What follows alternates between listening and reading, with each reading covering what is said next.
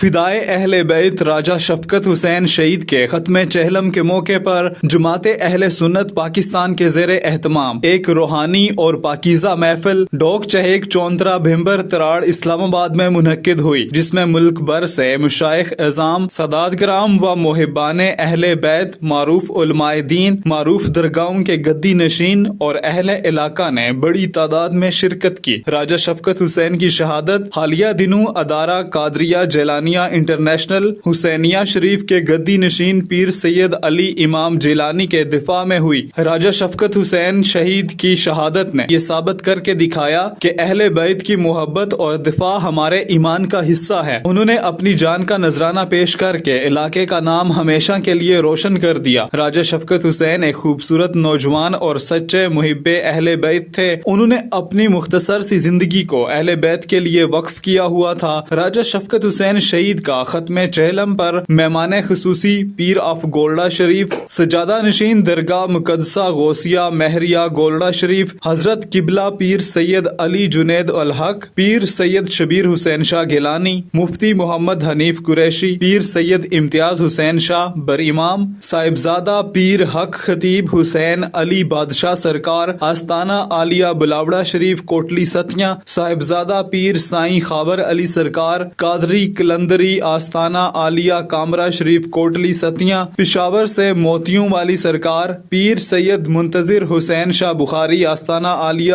بیاگا شریف لیتراڑ، پیر ناصر زادہ سلطان سید علی نور العباس المشہدی سروری قادری سلطانی آستانہ آل رسول پنجتنی دارالفضل شریف حافظ آباد، صاحبزادہ سائیں نعیم احمد سہروردی کلندری سجادہ نشین آستانہ عالیہ بانٹ شریف، سید عرفان الحسنی ایڈوکیٹ، پیر ساجد شاہ، پیر کوثر شاہ، پیر سید سجاد شاہ، نوید احمد نقشبندی نے شرکت کی۔ اس کے علاوہ مقامی اور ملک بھر سے مشائخ اعظام، سادات کرام، علماء کرام و محبان اہل بیت نے بھرپور شرکت کی۔ فدائے اہل بیت راجہ شفقت حسین شہید کے لیے خصوصی دعا کی گئی۔